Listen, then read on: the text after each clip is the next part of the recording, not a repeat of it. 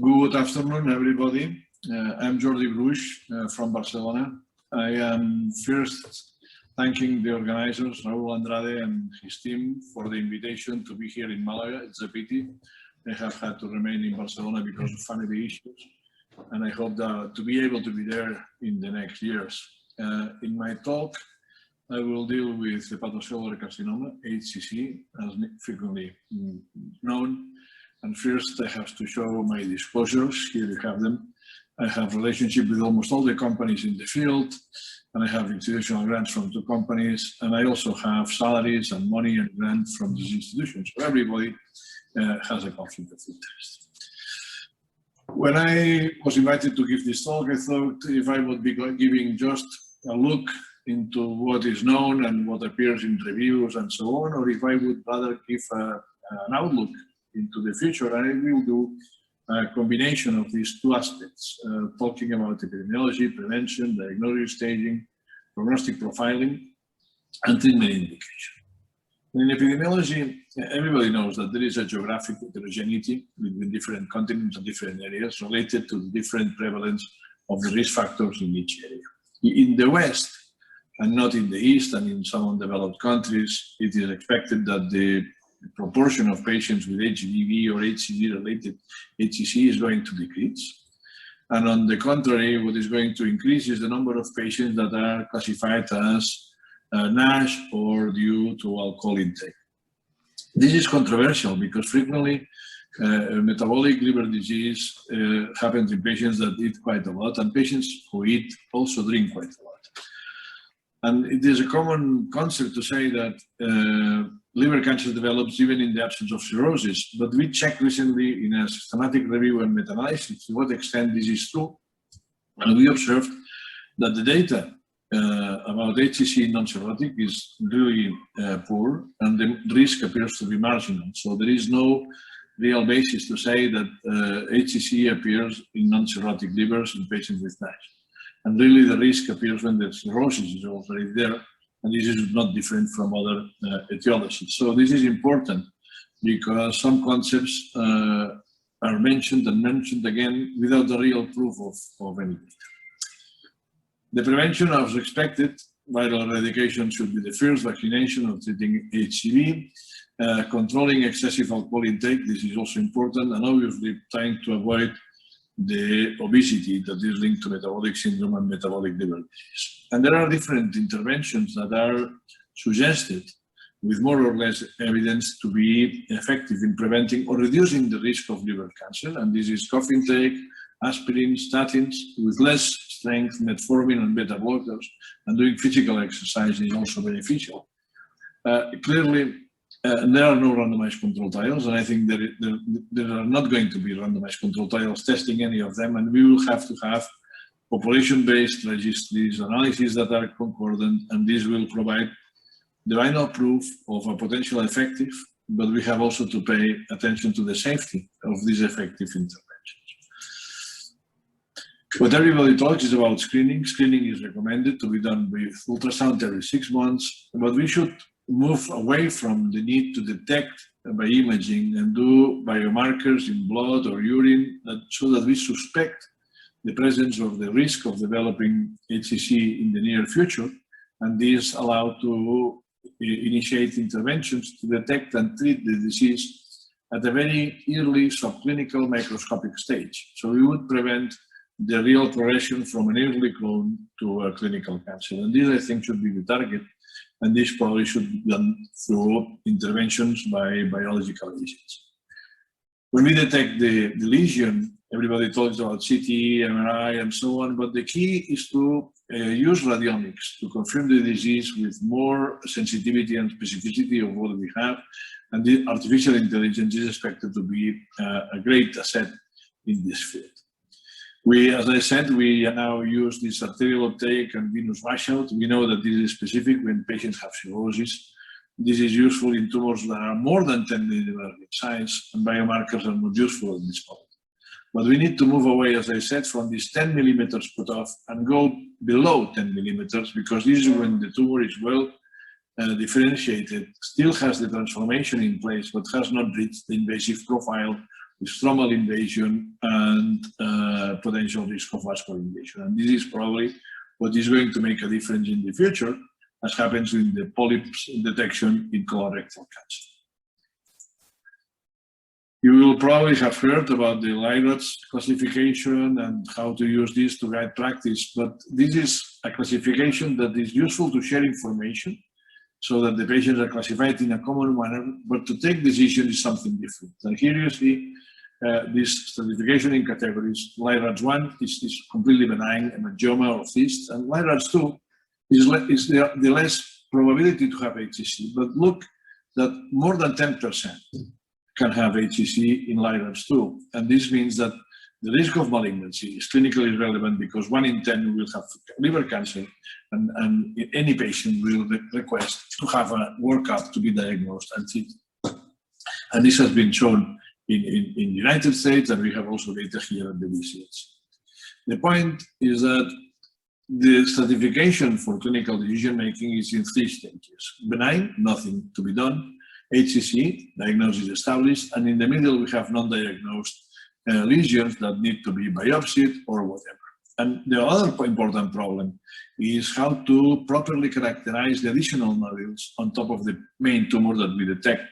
And we should not wait for the additionals to have arterial uptake and washout as for the primary diagnosis, because with tumors or with nodules that are more than 10 millimeters in size and show arterial uptake, the extension of the disease is already defined. But this is important when we move to the transplant setting, the downstaging setting, and all these maneuvers that are done, and also in trials when we want to define progression in terms of new nodules.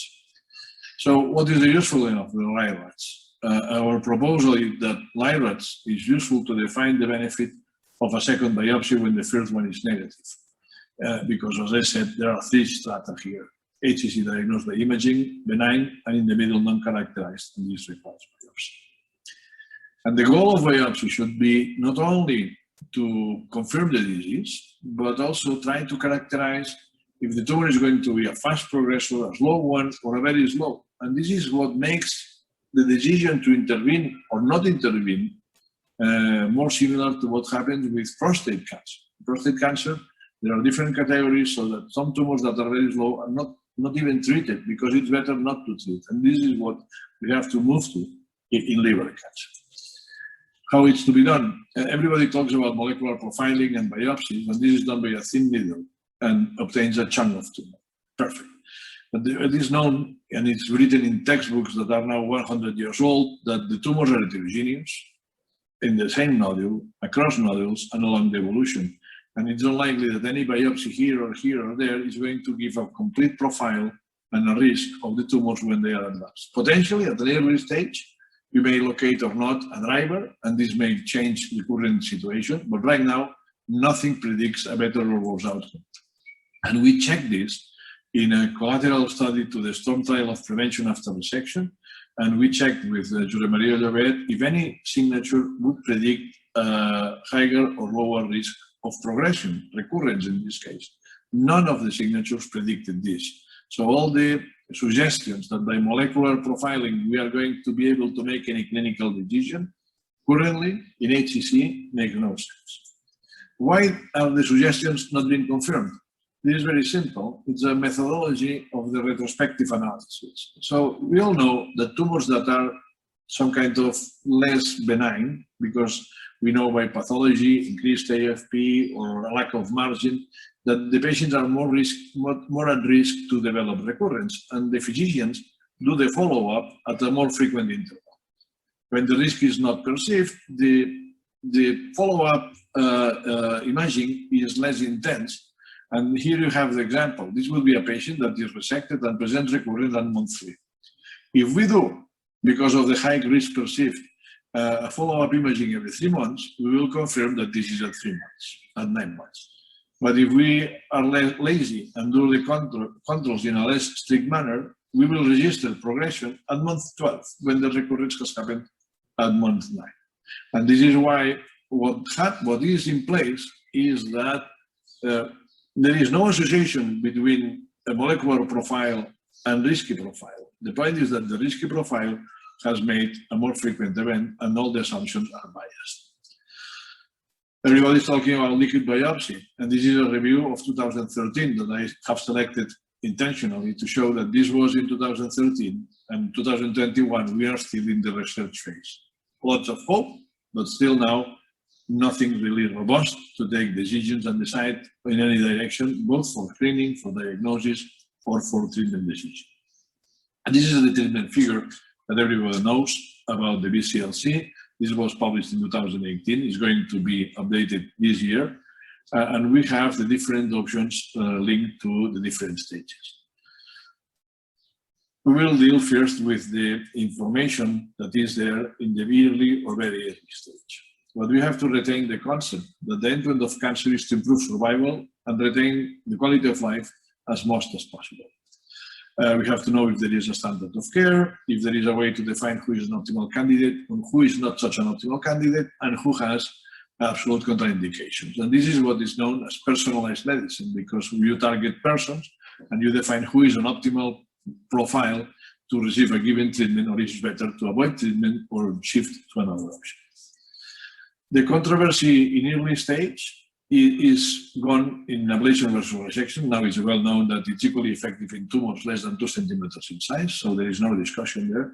And the debate keeps on going in resection versus transplant, in the use of portal pressure to indicate resection, if we have to transplant or not because of recurrence risk after resection, exclusion criteria to go beyond Milano or not during the waiting list, if we have to expand from the beginning or expand during the waiting list, and the discussion about downstaging, that I have to say that the key point for downstaging is staging. So we have to secure that the studies that are published have a good definition of staging at baseline, and if this has been maintained during follow-up. And I have to say that the intention to treat analyses that are announced with proper criteria are not there, and this is why this downstaging thing is still very controversial, can be done, results are acceptable, but they are never as good as the ones when we stay within Milan. The portal pressure, we published this meta-analysis in 2015 showing that really increased portal pressure beyond 10 millimeters in size, that is what marks clinically significant portal hypertension, has an impact so that the mortality at 3 and 5 years is reduced. And this has been validated and validated, so there is no discussion. Everybody can be operated, but you have to know that the impact in prognosis is going to be there. And then you can select between resection, transplant, chemoembolization, or whatever option you have to match in terms of survival benefit for the patient. In chemoembolization, there is not so much advancement. Everybody knows that we have to select the patient in a proper manner, and everybody now tries to use DC beads that release the chemotherapy in a slow manner. But really what we have to do is maintain the indications and not stretch the indication to go in the direction of the patient that already benefits from systemic therapy and for whom chemoembolization can be given the distribution. And in systemic therapy is where we have had more movement. Nothing was effective until 2007. Then we have sorafenib. Then we have 10 years of negative results. Then lenvatinib appeared to be non-inferior to sorafenib. And we had also options in second line, regorafenib, cabozantinib, ramucirumab, cabozantinib also in third line. The point is that the information that we have for the different options has to be carefully inspected, because regorafenib is just for sorafenib tolerant patients, cabozantinib for sorafenib progressors or failures. Lenvatinib has no information what the safety is for the different agents after lenvatinib. Ramucirumab is for patients with AFP beyond 400, and cabozantinib has also been tested in third line, so it's an option that has a role in third line, and this is important. The point is that a trial appeared last year showing that the combination of atezolizumab plus bevacizumab is more effective than sorafenib. It's a combination of immune oncology agent together with anti-angiogenics, and this now has become the first line option to be considered. The key point is that the conditions to prescribe atezo-bev for patients are more restrictive than the requests for sorafenib. Lenvatinib is also more restrictive than sorafenib, not so much as atezo, and this is why we have to be careful to retain the criteria, the inclusion criteria, exclusion criteria for the different trials that have been published and have shown survival benefit. And this applies to all the agents. So this is, again, personalized decision, looking to arterial hypertension, comorbidities, vascular disorders, and so on, extent of vascular invasion. This all plays a role in securing the safety and avoiding problems, and at the same time providing benefit. Here I have written down the survival that can be expected in different lines with different options. And you have not to sum up the numbers. So it's not to say that, oh, 20 months plus 15, 35, plus 10, 45, plus 10, 55, not the case. A proportion of patients will receive this. This is the median survival of those that begin this treatment, and so on. But here, there's some patients are going to progress and not reach this line, and this line. So you cannot sum up the survival. This is important because by marketing, one could say, oh, the survival now is 55 months. It's 55 months only those that have been filtered by the different agents. One important thing is how to sense that something is working or that something is promising to be tested. And this is an issue both in clinical practice and in research. And the point is that one has to remember that cancer kills because of progression. If there is no progression, there is no cancer-related death. So to what extent we have to have response to have a benefit? This is not true because in sorafenib we have no response, but we have improvement in survival. So the point is that we have to make sure that response means something, and the data are not there. They are not there because when we have inspected response, there are patients that are lost to follow up, then the response is evaluated only in a proportion of the patients, and at the very end, there is no robust proof that the response at a given rate is of any impact in survival. There is another question. They say, oh, we have to use modified RECIST because we detect necrosis. The point is that all the treatments that have been shown to be effective are vasoconstrictors. And vasoconstrictors reduce arterial blood flow, then reduce thus the arterial uptake at imaging. And this is a false positive suggestion of response because turning a tumor into hypervascular does not mean that this is effective. And this is what we proved in this paper that we wrote time ago with Bruno Sangro, where we showed that this tumor that one would classify as hypovascular and potentially responding was taken a biopsy and it was positive. So this was a cosmetic effect, and this is why modified RECIST is not trustable to define response.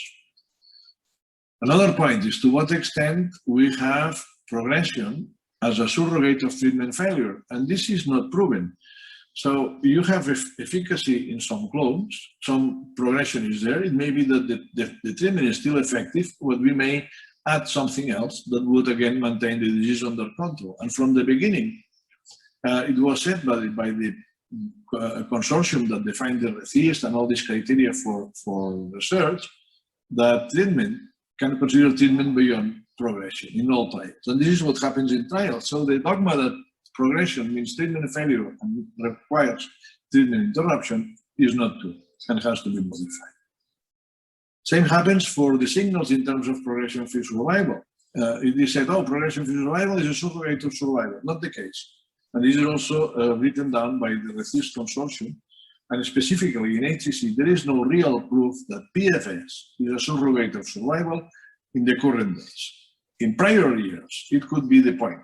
And now FDA may think that PFS is okay as an endpoint, but the European agency does not agree in that. And we have to still remember that evidence is evidence and we should not play in suggestions. Why is PFS not a surrogate of survival? This is, let's say, advanced symptomatic disease, what would be 30 years ago. And clearly diagnosis was reached as a very advanced stage, almost close to death. If you would have progression, really, it would be close to death. As soon as we advance diagnosis, we have radiological progression that is far away from death. And here we begin to have problems in the surrogacy of PFS for death. Earlier diagnosis, earlier treatments, earlier radiological progression, far away from death. And here is when, for sure, we do not have a correlation with PFS and overall survival. Methods are there. for assessing the surrogacy of any parameter for anything else. And I can tell you that in HCC, any suggestion that this is indeed validated and we have a value of PFS in terms of hazard ratio that is predicted survival, the analysis, the statistics are wrong. What is going to happen in the future with all this efficacy that we have now in systemic agents and the knowledge that we have? It is likely that some patients that now are treated with ablation or even transplant or resection are going to be shifted to chemoembolization. But the most likely thing is that systemic therapy is going to move to the left. And some patients that are chemoembolized are going to be better treated by systemic agent because they are efficacious. And there are now trials testing the combination of atezolizumab versus chemoembolization in the BCLC stage. And this is something that may change practice. The other thing that may happen is that we will update, as I said before, the BCLC figure in 2021.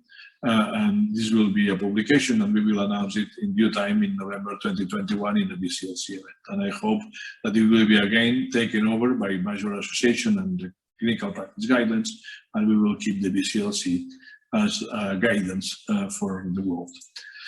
This is the BCLC. I have to say that everything evolves. Now you see that we have a real gender balance. Everybody looks happy, and we are happy to work together, debate a lot, and put together new studies.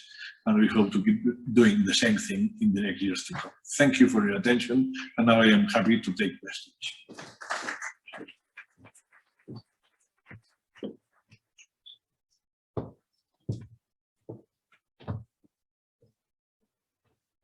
Muchas gracias, doctor Bruix, por esta magnífica presentación. Se abre el turno de preguntas. ¿Alguien quiere preguntar?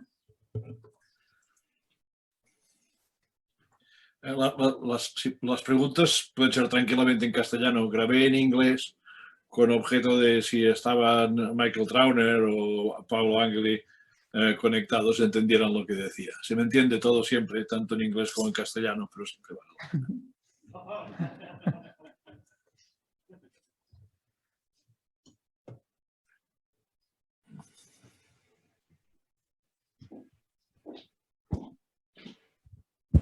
Jordi, muchas gracias por tu presentación, excelente, puesta al día, además de un tema extraordinariamente amplio porque has incluido todos los aspectos, ¿no? Yo creo que ahora la preocupación que tenemos los clínicos, sobre todo en la terapéutica, ¿no? A corto plazo me refiero. Es decir, ¿qué combinación usar? ¿Qué fármacos? Si un inhibidor multiquinasa, parece que la combinación atezo-eva pues ha demostrado una superior eficacia en términos de supervivencia, pero no sé si tú crees que hacen falta más estudios o solo con el IMbrave 150 es suficiente para cambiar la práctica clínica.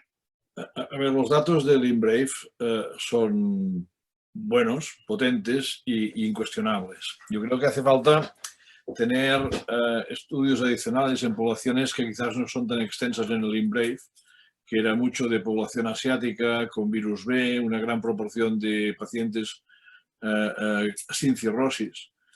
Y de hecho las condiciones que se requerían para entrar en el IMbrave limitan mucho los pacientes que vemos aquí o los que se ven en muchas partes del mundo. No han de tener varices, no han de tener riesgo de sangrar, todo lo que se refiere a extensión tumoral, comorbilidades cardiovasculares. Y nosotros hemos iniciado aquí en España un estudio que involucra no sé cuántos centros para evaluar la seguridad de la atezo-bev en nuestro medio. Y esto está ya empezando, está todo aprobado. Y yo creo que se validará. Se validará la eficacia y también se registrará que haya enfermos que no lo toleran, no tienen complicaciones. Y esto es por lo que ahora nadie sabe bien cómo posicionar todo, porque muy bien, primera línea de ser atezo-bev, y luego los que no pueden ser candidatos a estos, pues serán a escoger entre sorafenib y lenvatinib. Hay mucha más práctica y experiencia en sorafenib que con lenvatinib. Se sabe la seguridad de transicionar a segundas o terceras líneas en este caso, y esto quedará así.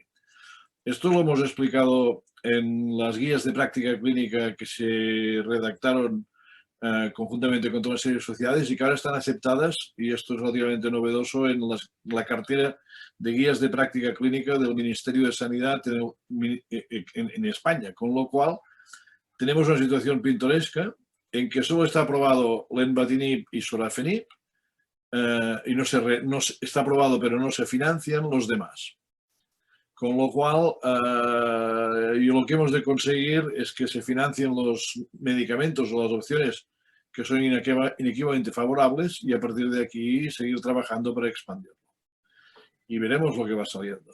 Y yo sigo insistiendo en que hay que evitar los mensajes optimistas y decir que vamos a descubrir lo que sea y basarnos en la evidencia y no en deseos que a veces no tienen ninguna base o tienen más conflicto de interés que otra cosa.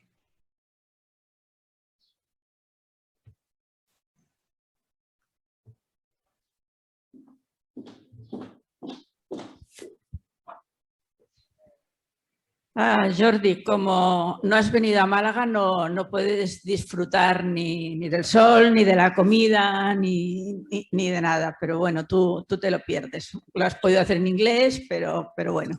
Bueno, mi pregunta es, ¿podemos curar la hepatitis C? ¿Podemos suprimir la replicación viral en el virus B y en aquellos pacientes con cirrosis, que son los que tienen más riesgo de desarrollar cáncer? Incluso tenemos evidencia de que la cirrosis puede regresar. Pero debemos seguir controlando a estos pacientes porque tienen riesgo de hacer cáncer hepático. ¿Crees que dentro de los scores que se están proponiendo hay alguno fiable que nos ayude a seleccionar pacientes para hacer menos cribado, pacientes con cirrosis que han eliminado el virus? O sea, ¿crees que el score de Egipto o alguno de estos scores podría ser útil? Primero, me hubiera encantado venir a Málaga y de hecho tenía pensado, como dije a Raúl, un road trip con mi santa esposa, pero mi familia boicotea todos mis planes de diversión y me he tenido que quedar en Barcelona. Dicho esto, en el virus C había mucha expectativa de que eliminar el virus disminuiría radicalmente la incidencia de cáncer. Y esto ahora ya se ha visto que no es así. Lógicamente, es porque es como aquello de la calumnia, que siempre algo queda. El daño genético ya está hecho cuando se trata el virus C, porque los enfermos ya son cirróticos, y este daño genético no se elimina quitando el virus, porque la clona maligna tardará más o menos en salir y acaba saliendo. Posiblemente durante varios años. El que no haya hecho daño genético, a lo mejor al cabo de 5, 6 o lo que sea, ya lo veremos en los estudios, dejará de tener el riesgo porque es como si hubiera dejado de fumar. Lo más simple es decir, si se ha hecho cirrosis, F4, el riesgo permanece y no baja. Si es F3, mirado por de la manera que se quiera, y estamos seguros de que es F3 mediante biopsias o similar, el riesgo es marginal. Lo demás, vas afinando por edad, sexo masculino, si tienen comorbilidades, si fuman, si beben. En general, el consejo a día de hoy es, si se ha alcanzado el grado de cirrosis, sigue haciendo screening hasta que nos salgan datos que digan que podemos parar a los 5 años. En F3 sale algún cáncer, pero es marginal. Y esto es lo que sale en todos los estudios, mirando fibroscan, presiones, plaquetas. O sea, todo se mezcla alrededor de lo mismo y de lo que ya se sabía. Cirrosis es riesgo, cirrosis con hipertensión portal por encima de 10, pues es más riesgo, y si tienes una hipertensión portal de 19, pues mucho más riesgo. Y esto es viejo. Y quiero decir que el fibroscan post curación del virus C debe reevaluarse cuidadosamente porque hay oscilaciones no controladas. Sí, hay una pregunta en el chat. Sí. Sí, Dr. Michael Turner asks, why do we make not more progress with imaging, for example, MR-PAT, compared to other cancers? With PET, what is probably going to happen is that we will have a specific emitters, substances that will detect potentially HCC. But right now what we have is not really sensitive enough to replace what we have, that would be conventional MRI, and there is nothing going on. What I mentioned about artificial intelligence, everybody talks about artificial intelligence and that the machines are going to replace what we do. I think that the first step should be to have natural intelligence and refine what the machines gives us in terms of spectrum, fractals, and so on. And this will allow to detect really the malignant transformation of really tiny clones. And I would rather go and put the effort in very early detection, as I said, as happens in the polyps in colorectal cancer, so that at that point we can characterize the molecular events in these tiny nodules, and rather than ablate or operate, rather do some kind of targeted therapy blocking the pathway to malignancy, to overt malignancy, and at that point induce apoptosis or full regression. And I think this is what I would try to engage. The rest of LIRAD's development, as I said, the LIRAD is useless. It is a marketing action by the United States radiologists that people likes to put numbers, but no sense for decision making. I do not see more questions in the chat. Jordi, hola. Hola. La actualización que vais a hacer de las guías terapéuticas, ¿tú crees que, dada el cambio de situación del trasplante hepático, vais a ser más generosos? Es decir, dicho de otra manera, ¿se va a aceptar el trasplante como medida terapéutica en pacientes menos graves? A ver, en el trasplante hay dos cosas. Se puede expandir, si tuviéramos muchos hígados, podríamos hacer muchas cosas si no sobraran hígados. Cuando tienes un número de hígados limitados, has de ver qué población has de servir. Aquí no tenemos amiloidosis familiar, pero si la tuviéramos, tendríamos que reservar hígados para estos enfermos que no tienen puntos por otro sitio. Con cáncer se puede expandir. El problema de las expansiones es que vamos dando vueltas alrededor de cosas que son más bien peregrinas. Es decir, la expansión de UCSF o el Metro Ticket o todas esas cosas acabas expandiendo de 5 a 6 centímetros. O acabas con 3 nódulos de 2 centímetros porque sí, que lo vemos, quitas los de la fetoproteína elevada y al final el número de enfermos que podías expandir es muy limitado. La otra historia es el downstaging. Pero he comentado un poco cómo se hace el staging, porque para hacer downstaging lo primero es el staging. Entonces, muchos estudios que se han publicado o están por publicarse, y hay uno específicamente del Mount Sinai que se presentó hace un par de años en ESLD, y se basaba el staging en el informe de la radiología de los centros. No había ningún tipo de criterio común. Entonces, casi el staging es lamentable. El downstaging no se sabe si es que hay más cáncer o menos. Además, como que la intervención se hace en otras instituciones, solo envían a trasplantar los que han hecho aparentemente downstaging, con lo cual no hay manera de tener un intention to treat análisis.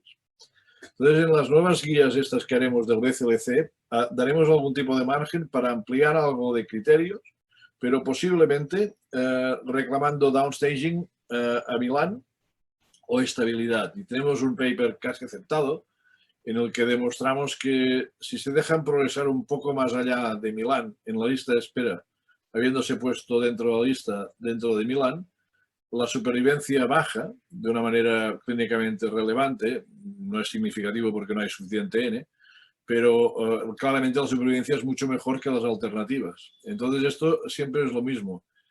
Una cosa es el individual benefit del paciente, el otro es si utilizas un hígado para un señor con un cáncer que posiblemente va a recidivar y este hígado no lo das a un paciente con un virus B o con un virus C evolucionado. Y esta es la necesidad de que cada grupo de trasplante o área de trasplante decida cómo ha de repartir los puntos y los hígados que hay en la población a que ha de servir. Y esto es lo que miraremos de reflejar en este documento, que involucraremos gente incluso de fuera del BCLC con objeto de que no sea una cosa que se vea como personalista nuestra. Yo quería preguntarte, Jordi, Bruce, En el caso del NAS o síndrome metabólico, a niveles prácticos, ¿cómo estáis haciendo vosotros el cribado? ¿Os fiáis del FibroScan o de otros parámetros y lo hacéis a partir de solamente F4 o sois más, extendéis más dado que hay más hepatocarcinoma en hígado no cirrótico o en qué os basáis? No, a ver, lo que he explicado de los datos es que cuando no hay cirrosis, la incidencia es marginal. Mucha de la cosa que se dice viene de Estados Unidos diciendo que aparece cáncer en hígado no cirrótico y que además no se ve por ecografía y que se hace el screening con resonancia. Y esto viene de Estados Unidos, donde dices, deme los datos. No hay datos. Tú preguntas, ¿cuánta gente con teórico NASH la ecografía no le puede ver bien el hígado? Entonces, en Estados Unidos, la capacidad imaginera es mucho más reducida que la capacidad imaginera de Europa, donde hacen la ecografía, en lugar de técnicos, la hacen médicos que saben lo que se traen entre manos. Entonces, nosotros recomendamos hacer screening por ecografía cuando la gente tiene cirrosis, cuando el paciente tiene cirrosis. Si por lo que sea es un obeso mórbido y que cada uno haga lo que quiera, pero si es tan obeso mórbido, posiblemente tendrá comorbilidades que tampoco ni se podrá trasplantar, ni se podrá ablacionar, tendrá hipertensión, vasculopatía, no sé, o sea, llega un momento en que diagnosticaremos gente haciendo resonancias porque tienen obesidad mórbida y NASH y en realidad no los trataremos, con lo cual es un contrasentido. Con objeto de ver qué pasa en los que no son cirróticos, hemos puesto en marcha un estudio prospectivo entre varios centros de aquí del país y del mundo mundial con objeto de entrar pacientes que no sean cirróticos y en estos hacer un seguimiento para ver si realmente la ecografía no ve nada, que no es verdad porque se ve, y hasta qué punto hacen cáncer o no. Y en esto también jugaremos con radiología radiómica para hacer predicciones en función del patrón que tengan en el hígado. Y en esto nos estamos metiendo. Yo no lo veré acabar, pero seguro que los que me siguen se divertirán con esto.